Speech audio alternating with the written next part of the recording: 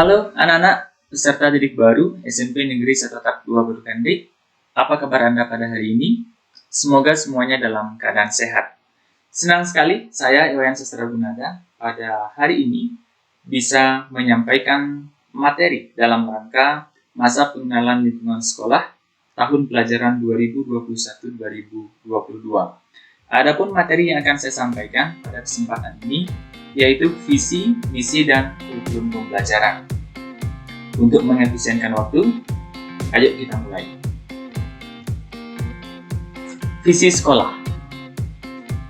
Anak-anak, visi merupakan tujuan yang hendak dicapai. Dalam hal ini, tujuan yang hendak dicapai oleh Satuan Pendidikan SMP Negeri 1 Tahap 2 Batu Kanding. Adapun visi atau tujuan tersebut adalah berprestasi secara akademik dan non-akademik, cakap dan terampil berlandaskan 3 karena. Dari rumusan tujuan atau visi sekolah tersebut dapat dilihat beberapa atau sejumlah keywords atau kata kunci diantaranya berprestasi, akademik, non-akademik, cakap, terampil, dan 3 karena. Nah, berprestasi memiliki makna mempunyai prestasi atau pencapaian dari yang telah dilakukan. Akademik itu adalah kemampuan yang berkaitan dengan kognitif. Kemudian non-akademik itu berhubungan atau kemampuan yang berhubungan dengan ranah psikomotor, misalnya dalam bidang olahraga. Kemudian cakap. Cakap itu berarti sanggup atau mampu untuk melakukan sesuatu. Cakap ini memiliki makna yang hampir mirip dengan terampil. Kemudian 3 karana ini merupakan filosofi kita di agama Hindu, yakni 3 penyebab kebahagiaan. Apa saja? Yang pertama ada parahyangan, pawongan, dan kelemahan. Jaga keharmonisan dengan Tuhan, ide Sang Yang Widi Wase, kemudian menjaga hubungan baik dengan sesama, dan menjaga hubungan yang baik atau harmonis dengan lingkungan. Jadi itu adalah visi atau tujuan yang hendak dicapai oleh sekolah kita, SMP Negeri 1 Tahap 2 Batu Kanding, Spens Duba. Selanjutnya adalah misi. Misi itu berarti upaya untuk mencapai visi. Apa saja itu?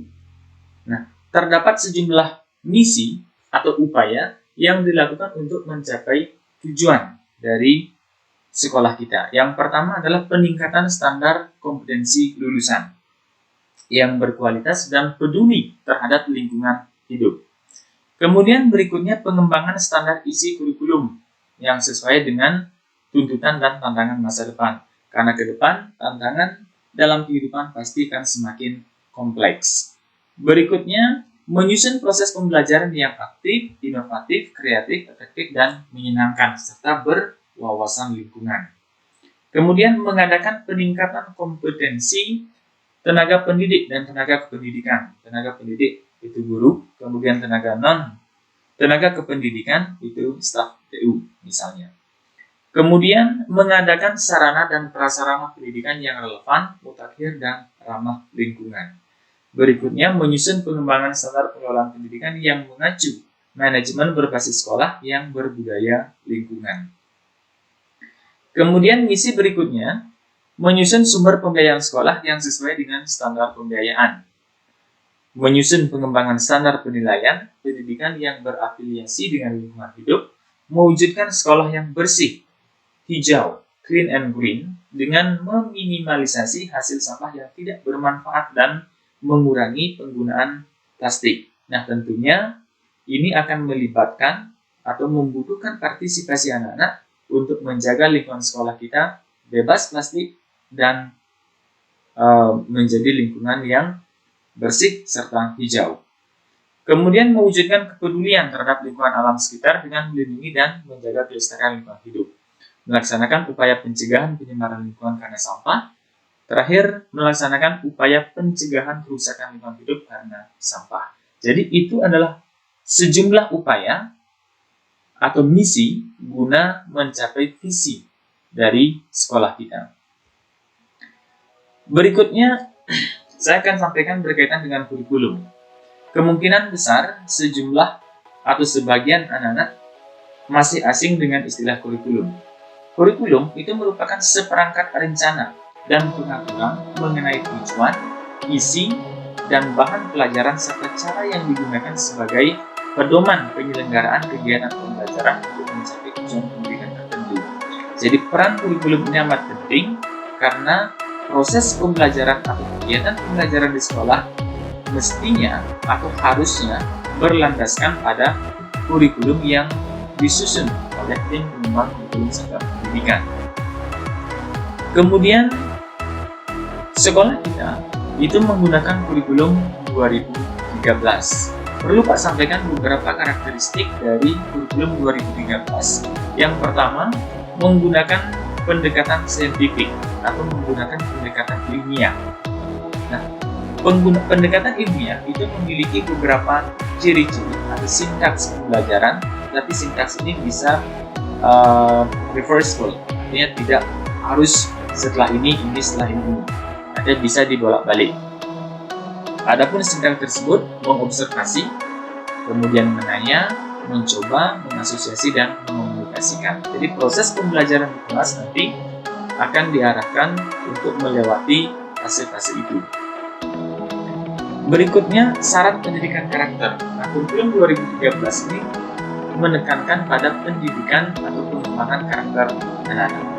Berikutnya, student-centered learning. Maksudnya adalah anak-anak dituntut atau nantinya dalam proses pembelajaran anak-anak akan dimotivasi dan diarahkan oleh guru untuk lebih aktif, sehingga peran guru dalam kelas tidak akan lebih dominan dibandingkan dengan anak-anak. Guru nantinya akan berfungsi hanya sebagai fasilitator yang membimbing anak-anak dalam proses pencarian terhadap fakta atau pengetahuan tertentu. Kalianlah yang akan mengkonstruksi pengetahuan tersebut dibantu atau didampingi oleh Bapak Ibu guru. Berikutnya, pramuka merupakan ekstra wajib. Nah, karena menekankan pada pendidikan karakter, jadi melalui ekstra pramuka, karakter anak-anak akan dibangun. Berikutnya, penilaian otentik mencakup keempat KI. Jadi dengan kurikulum 2013, assessment atau penilaian yang diberikan ke anak-anak itu akan lebih variatif. Tidak semata-mata pilihan ganda, tetapi akan lebih pada penilaian terhadap proses-proses bagaimana anak-anak mencapai hasil tertentu. Berikutnya, TIK sebagai media pembelajaran. Jadi TIK ini bukan lagi sebagai mata pelajaran yang diajarkan secara terpisah, tetapi diintegrasikan ke semua mata pelajaran. Apalagi dewasa ini, semua mata pelajaran membutuhkan teknologi untuk bagaimana mendeliver atau menyampaikan materi tersebut ke anak-anak. Selanjutnya, Bapak akan sampaikan berkaitan dengan mata pelajaran, kemudian beban belajar dan KKM. Nah, terdapat 11 mata pelajaran. Terdapat 11 mata pelajaran yang akan diajarkan, yakni pendidikan agama dan budi pekerti, PPKN, bahasa Indonesia, matematika, IPA, IPS, bahasa Inggris, seni budaya, PJOK, prakarya, dan bahasa Bali. Berkaitan dengan beban belajar, akan terjadi penurunan yang cukup drastis dari beban belajar normal dibandingkan dengan beban belajar anak-anak saat ini di era pandemi COVID-19. Dari total 40 jam pelajaran di masa normal menjadi 27 jam pelajaran di era COVID-19. Kemudian KKM atau kriteria ketuntasan minimal, nilai terendah yang anak-anak harus capai untuk bisa dikatakan tuntas pada mata pelajaran tertentu, yaitu 65. Kita menggunakan KKM tunggal. Berikutnya berkaitan dengan moda atau media pembelajaran selama COVID-19. Jadi moda pembelajaran yang akan digunakan adalah moda pembelajaran PJJ atau pembelajaran jarak jauh. Anak-anak belajar dari dari rumah masing-masing menggunakan teknologi atau gawai gadget, bisa itu HP, laptop misalnya, dan memanfaatkan jaringan internet. Kemudian perlu Pak sampaikan terdapat 2 aplikasi utama yang nantinya digunakan untuk menunjang proses pembelajaran kita selama era pandemi ini. Yang pertama adalah WhatsApp. WhatsApp ini akan digunakan untuk berkomunikasi atau memberikan pengumuman dan atau instruksi pembelajaran oleh Bapak Ibu guru pengampu mata pelajaran. Nanti Bapak Ibu guru mata pelajaran akan membuat grup WhatsApp untuk masing-masing mata pelajaran yang diampu. Nah, dari grup tersebut akan disampaikan instruksi pembelajaran lebih lanjut dan nantinya juga akan digunakan Google Classroom sebagai learning management system layanan Google yang nantinya digunakan untuk mengorganisasi pembelajaran. Selanjutnya, berkaitan dengan ekstrakurikuler. Nah, meskipun saat ini era pandemi COVID-19 ekstrakurikuler ditiadakan, tetapi perlu juga Pak sampaikan, mudah-mudahan COVID segera hilang sehingga kita bisa berekstra. Ada beberapa ekstrakurikuler yang bisa anak pilih nantinya. Yang pertama ada UKS, TMR, olahraga ada catur, bola voli, sepak bola, tenis meja, atletik, dan untuk seni budaya ada maci jahitan dan seni tari. Kemudian pramuka itu merupakan ekstrakurikuler wajib yang harus diikuti oleh semua siswa.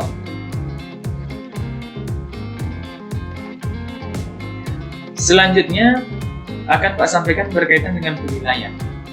Penilaian itu akan dilakukan dengan mencakup 4 hal, ya, atau 4 aspek. Yang pertama ada aspek sikap spiritual, kemudian aspek sikap sosial, pengetahuan, dan keterampilan.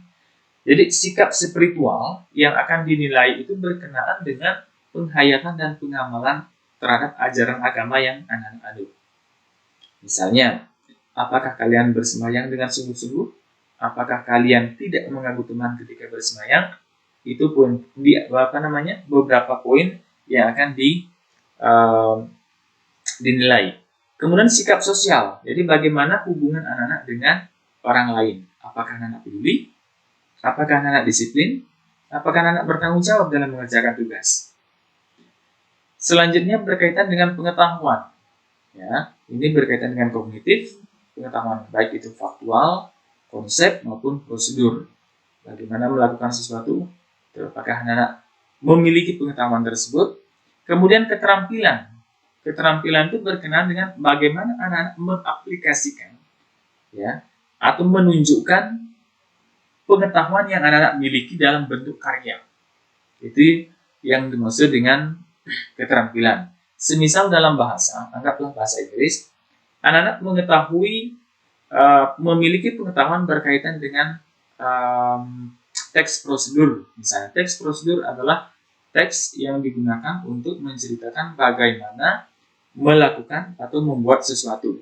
Anak-anak paham itu, kemudian bisa enggak itu diaplikasikan.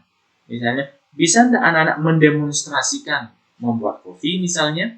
Nah, itu yang disebut dengan keterampilan. Atau bisa enggak anak-anak menuliskan pengetahuan yang anak-anak miliki tersebut.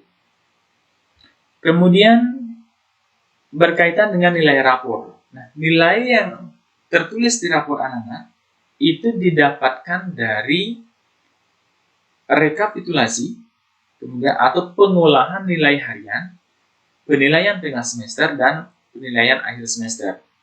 Untuk nilai harian itu bobotnya 2, PTS dan PAS itu bobotnya 1, kemudian dibagi 4. Dapatlah rata-rata yang akan menjadi nilai rapor anak-anak. Nilai harian itu didapatkan dari nilai ulangan harian atau penugasan yang diberikan oleh Bapak Ibu guru. Karena nilainya 2, yang Pak ingin sampaikan adalah nilai harian ini sangat menentukan. Makanya jangan menganggap remeh. Meskipun anak-anak mendapatkan nilai 100 untuk PTS dan PAS, tetapi tidak pernah mengikuti ulangan harian dan penugasan, maka Pak pastikan nilai anak-anak tidak akan bisa melampaui KKM atau kriteria ketuntasan minimal. Selanjutnya terkait dengan kriteria kenaikan kelas. Nah, bagaimana seseorang bisa naik ke kelas berikutnya? Tentunya mereka adalah yang memenuhi kriteria ini, menuntaskan semua program mata pelajaran, Mengikuti seluruh kegiatan sekurang-kurangnya 80%. Nilai minimal B untuk agama, budi pekerti, kebudayaan, dan PJOK. Meskipun boleh sebanyak-banyaknya 4 mapel dari kelompok pelajaran ilmu pengetahuan dan teknologi serta bahasa Bali yang nilainya tidak tuntas. Akan tetapi ini yang penting, nilai mapel dinyatakan tuntas apabila rata-rata nilai semester 1 dan semester 2 lebih dari atau sama dengan nilai rata-rata KKM semester 1 dan semester 2. Jadi ketika digabungkan nilai anak-anak semester 1 dengan semester 2 itu harus lebih dari KKM, baru anak-anak dinyatakan tuntas untuk mata pelajaran tersebut dan berhak untuk naik kelas. Baik, itu materi yang berkaitan dengan visi, misi, dan kurikulum pembelajaran. Semoga bermanfaat dan tetap semangat.